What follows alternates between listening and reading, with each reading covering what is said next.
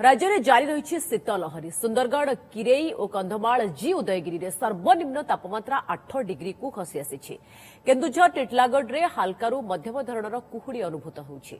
आगामी 4 रु 5 दिन जाए राति तापमात्रा रे विशेष परिवर्तन नथिबा पाणीपाग विभाग पूर्वानुमान करिछि। तेबे किछि स्थान रे स्वल्परु मध्यम धरणर कुहुड़ी संभावना रहिछि। आगामी 4 रु 5 दिन जाए एभଳି पाग लागि रहइबो बोली पाणीपाग विभाग कहिछि।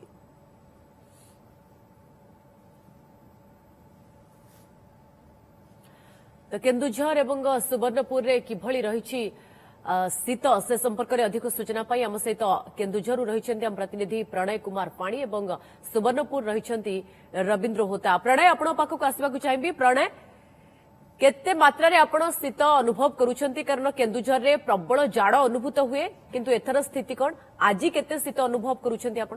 पूजा केन्दुझर जदि आमे देखिबा जो लगाण वर्षा हेतला ए वर्षा परे शीत अनुभूत होईची आ केन्दुझर वर्तमान शीत पड़िबा लागची। वर्तमान सकाळ सकाळू 11 डिग्री टेम्परेचर अछि। ए 11 डिग्री टेम्परेचर भी म आपन देखा चाहिए। वर्तमान आमे छु केन्दुझर शहर टाउन गर्ल्स स्कूल सामने जो रास्ता हला केन्दुझर मेडिकल को सब बिजी रास्ता किंतु से बिजी रास्ता रे आपन देखि पड़थुए पूरा रास्ता घाट खाँ खाँ कारण जो शीत पड़ुची ए शीत पई जो 10 डिग्री रहउची ए शीत पई मध्य खाँ खाँ रही। आज रविवार हेले मध्य आउ रही जो राति रे ए तापमात्रा राति रे पाखापाखी 8 को पड़ी आछि। ठंडा तो निश्चित अनुभूत होची। केन्दुझर जो ठंडा से ठंडा फेरने आप देखिए चाह दुकान रे केमती खटी लगी कारण जी सकाळ उठी प्रथम चाह टी पीवा आसी पड़ी। आ केन्दुझर रे कोन रही ठंडा ए जो लोक माने पचारे केमती केन्दुझर ठंडा अनुभूत होची बा अधिकार बेसी कहबे सर आपको ओटीपी को स्वागत। केन्दुझर केमती रही ठंडा कोन केन्दुझर रे 3-4 दिन हला प्राय 8 डिग्री सेल्सियस को ठंडा खसी आसी एवं प्रबल ठंडा एवं ठंडार भी गोटे लहर चली। सकाळू उठवा कष्ट होची। 7टा 9 बजे लोक घर बाहरी पारुना तेणु केन्दुझर रे विगत दिन अपेक्षा एबे ठंडार मात्रा बहुत जोर बढ़ी जाइछि। को कहबे सकाळू जो ठंडा को काटिबा पे कोन किंतु व्यवस्था या ठंडा तो होउची ठंडा को काटिबा पे कोन व्यवस्था करा हो?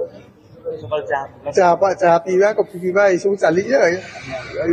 आपण माने तो निश्चित सकाळू आछी कोन कहबे केमती ठंडा अनुभूत होची। आ ठंडा तो बहुत जोर होची किंतु आहुरी ठंडा बढ़िबो।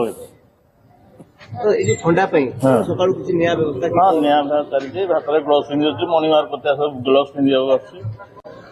ये आपण सुनथिले जे ठंडा होची सेमान निश्चित रूप से सकाळू जो रेट उठती ताठू अधिक ताको डेरी होची एवं जदिओ डेरी होची किंतु चाह खिटरी आसी चाह पीवा परे सेमान ताको नित्यक्रम को बाहरछंती। आ ए विषय आमे प्रशासन सहित मध्य कथा होतलु जो आभ्यंतर एरिया रही केन्दुझर रो जोटी शीत आहुरी 2-3 डिग्री कम रहे से जगह किपरि लोक माने घरु बाहरी बेने ताको निर्देश दिया जाइछि एवं जो बुढ़ा बुढ़ी मान रहउछंती बा बाहर जो मान सोउछंती सेमान को वृद्धाश्रम को दिया जाउछि। पूजा बहुत बहुत धन्यवाद प्रणय अपना समस्त सूचना पाई।